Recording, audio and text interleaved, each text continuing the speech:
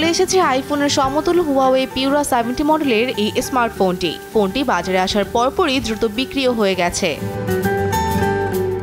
Reuters জানিয়েছে গত বছর মেট 60 এর পর এবছর পিউরা 70 স্মার্টফোন বাজারে অ্যাপেলের সঙ্গে ভালোভাবে প্রতিযোগিতায় নেমেছে।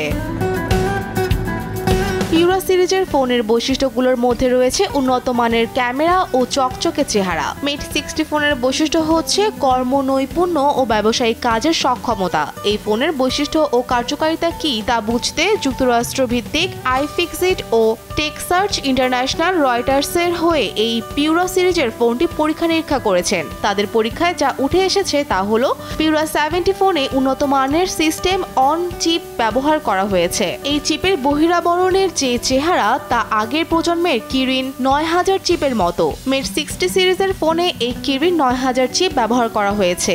Chinese chip foundry semiconductor manufacturing international corporation এই কিরিন 9000 চিপ বানিয়েছিল। মেট 60 এর মতো পিউরা 70 সিরিজের ফোনের দক্ষিণ কোরিয়ার এসকে হিনিক্সের তৈরি DRAM চিপ ব্যবহার করা হয়েছে। পিউরা 70 এর NAND ফ্ল্যাশ মেমোরি চিপ দেখলে মনে হয় কোম্পানিটির নিজস্ব চিপ ইউনিট তা সংযোজন করেছে। এর বিপরীতে মেট 60-তে হিনিক্সে NAND চিপ ব্যবহার করা হয়েছিল।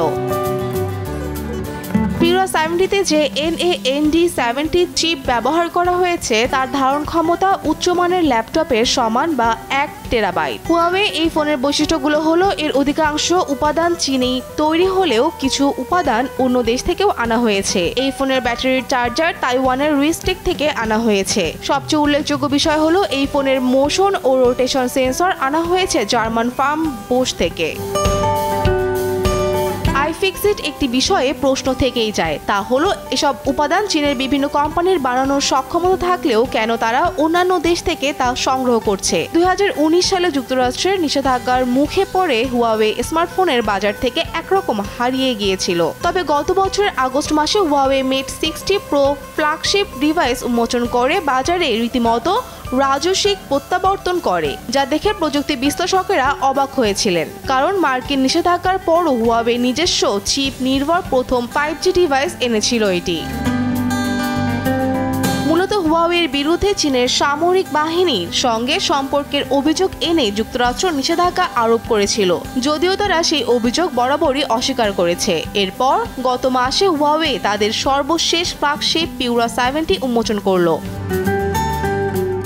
অ্যাপেলের সবচেয়ে বড় বাজার চীন, কিন্তু সেই চীনে বছরের প্রথম প্রান্তিকে আইফোন বিক্রি কমেছে 8%। বিশ্বের সবখানেই বিক্রি কমেছে অ্যাপেলের। বছরের প্রথম প্রান্তিকে সবচেয়ে বেশি স্মার্টফোন বিক্রি হয়েছে স্যামসাং এর। হুয়াওয়েও নতুন মডেলের ফোন নিয়ে আবার বাজার মাত করতে পারে বলেই বিশ্লেষকেরা মনে করছেন। ফৌজিয়া ফারিহা, দেশ টিভি।